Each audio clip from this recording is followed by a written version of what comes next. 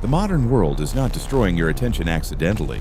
It is training your nervous system to never become silent long enough to think clearly. And most people no longer realize how fragmented their mind has become. The modern world is not only distracting you, it is slowly replacing your ability to think clearly. Notifications arrive before your first thought in the morning.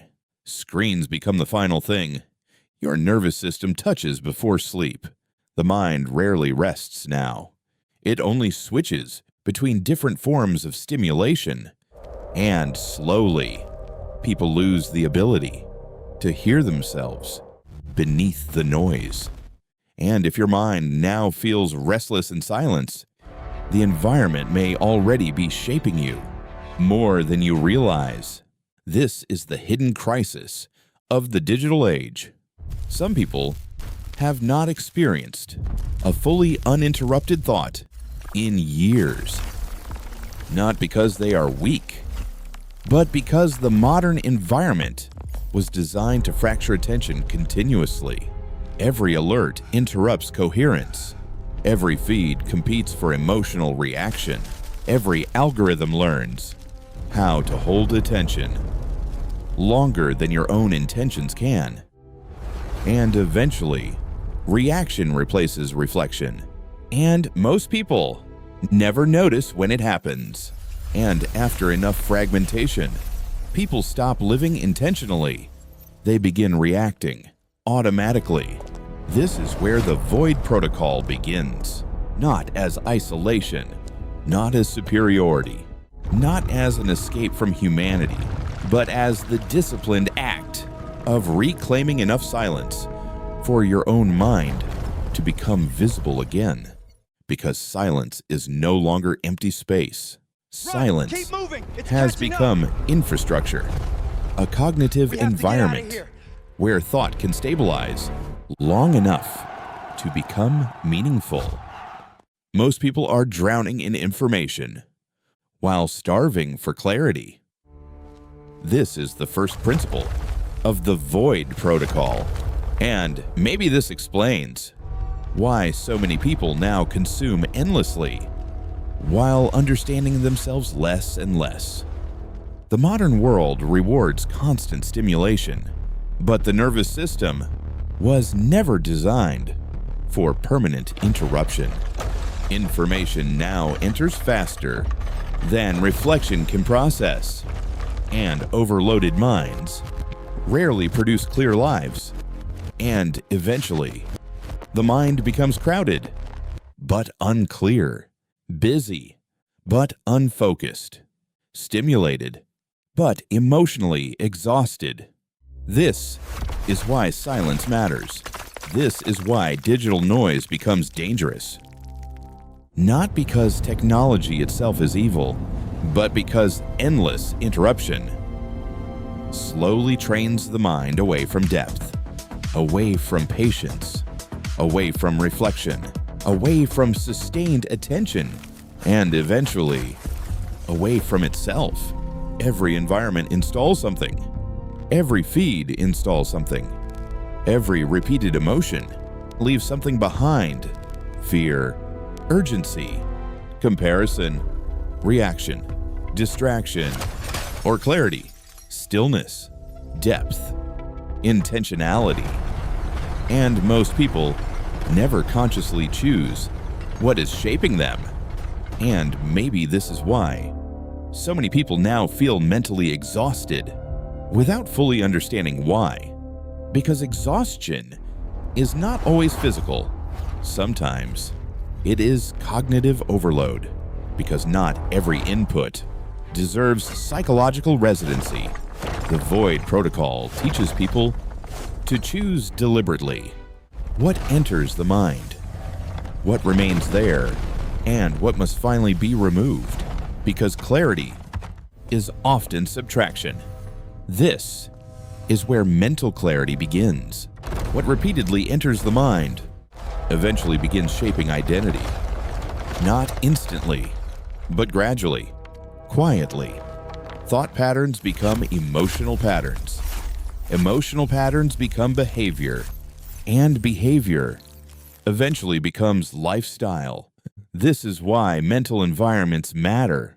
Not every input deserves psychological residency. Some forms of information train urgency. Others train fear. Others train endless comparison. And over time, the nervous system adapts to whatever emotional atmosphere it experiences most often. And maybe this explains why so many people now feel emotionally exhausted before their day has even fully begun, because constant stimulation quietly removes psychological recovery. The Void Protocol teaches filtration, not isolation, not avoidance, but conscious selection. What deserves attention, because attention spent unconsciously slowly becomes identity built unconsciously, and what quietly destroys both, because attention is never neutral. Whatever repeatedly captures it eventually shapes identity. This is the monolithic filter. This begins with information fasting, 1 hour each morning, without external input, no notifications, no scrolling, no reactive communication, because your first thought each day should belong to you. The first signal entering the nervous system quietly shapes the emotional direction of the entire day. Few people ever realize how much of their emotional state is being installed externally. How much of their emotional state is being installed externally. The Void Protocol interrupts that cycle, not through force, not through punishment, but through intentional absence, because clarity rarely emerges inside constant stimulation. This is why deep work matters. 90 uninterrupted minutes, one task, no tabs, no notifications, and eventually, the nervous system begins slowing down. Attention stabilizes. Thought becomes quieter, cleaner, less reactive. And maybe this is why so many people now feel exhausted, even while doing less physical work than previous generations, because exhaustion is no longer only physical. It has become cognitive, emotional, neurological, and slowly, presence begins returning. Not perfectly, but consciously. And that changes everything. This is the signal fast. 1 evening each week. Without digital consumption, no feeds, no endless content, no emotional flooding, only walking, writing, reading slowly, thinking, allowing the nervous system enough silence to process life instead of constantly escaping it.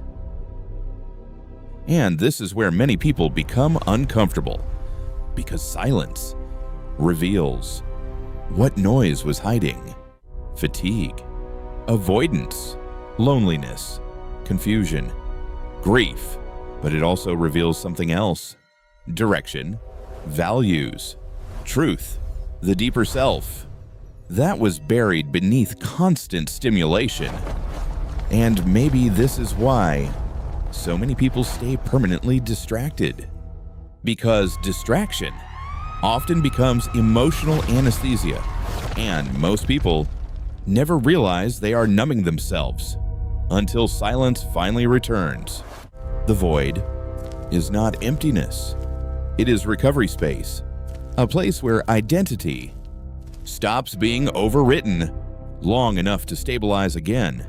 And this is where deeper clarity begins, not through more stimulation, but through finally becoming still enough to hear yourself again.